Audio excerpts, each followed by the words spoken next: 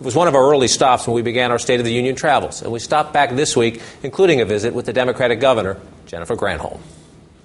What is it like to be the governor of a state that for 43 months has led the nation in unemployment? Obviously, it's enormously challenging, and it's, the people are feeling it so deeply. There's anger across the country. Here, there's anger that has lasted for longer, and people are at the point where it's not just anger, but it's now, okay, we have got to do something about this. We're the poster child of the global shift in manufacturing jobs. And in the context of that, the president now says a whole lot of other things we want to do, but first and foremost, we need to do a jobs bill. Put everything else aside, let's do a jobs bill. As someone who has been in the middle of this storm, what needs to be in it for it to work, and work in the short term? I know we talked about tax cuts and all of that, but frankly for us, I think the most important thing that was said, the thing that got me out of my seat, was that he would provide tax credits for those who manufacture in this country and take them away from those who are offshoring. But he said he would enforce trade agreements to ensure that we have a level playing field, that he would have an export initiative. That tells me, that tells us here, that means we're going to be making stuff in this country. Is it overdue? Is it ever overdue? Are you kidding me? It's overdue like a million jobs in Michigan overdue. You bet it's overdue. It should have been, we shouldn't be in the position where we are giving away the store to other countries. We are allowing them to beat the pants off of us in this trade war. We don't even enforce the darn agreements we have, and then we enter into ones that give advantages to the other side. What the heck is that? I mean, it's just crazy to me. He is a somewhat weaker president, delivering the message now than had that been at the top of the speech a year ago instead of health care. Should it have been? Should it have been health care, yes, but jobs first a year ago?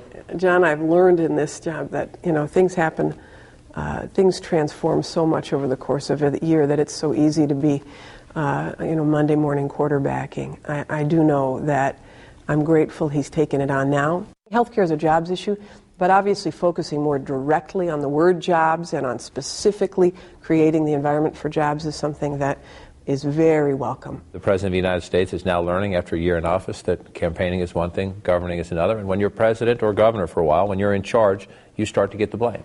We have this sort of myth of the leader, the super leader with the cape, comes in with a wand and fixes all the problems. And understandably, people who are hurting want quick results.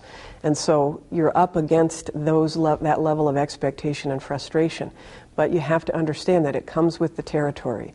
You have to have thick skin, and you have to continue to push the boulder. You have to continue to keep at it and not pay attention, not be focused just on polls. Does Washington look any different to you? The fundamental promise, whether you're talking, forget the economy, health care, Iraq, Afghanistan, the biggest thing candidate Obama promised was, we're going to be grown-ups, I'm going to reach across the aisle, the poison, partisanship is going to be gone.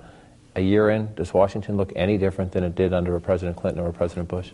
From a partisan perspective, I think it's become more difficult to govern, but I don't think it's his fault. I just think the circumstances in the country have become more partisan. But I can tell you from a governor's perspective, it has been night and day, the difference between the prior administration and the Obama administration for us.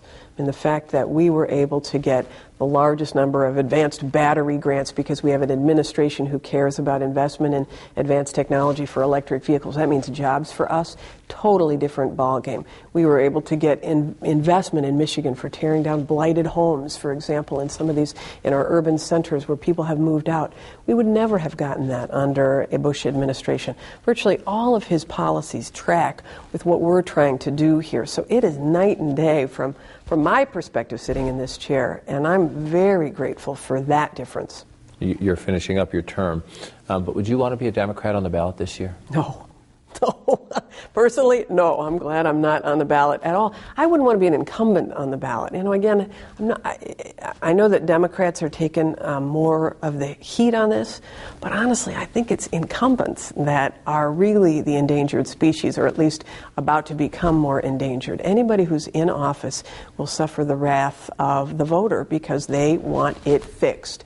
And they haven't seen it fixed, so let's try somebody new. When you travel, especially in places like this, and people have 10 or 15% unemployment. Their mayor has cut services, their school district has cut services, their governor is cutting services, maybe raising taxes. They are sitting around saying, can't pay for college, have to cancel the family vacation, and they look at Washington, and Washington doesn't seem to be cutting back anywhere. Is that part of the disconnect, the president's problem right now? Hugely important. And I think that when the president said he was going to freeze spending, that's an important step. Cutting spending is even more important. Triage everything to provide the basics to people so you're protecting them. But all this other stuff, forget it. Put money where you have to, cut everything else, and that, I think, is what people want to see.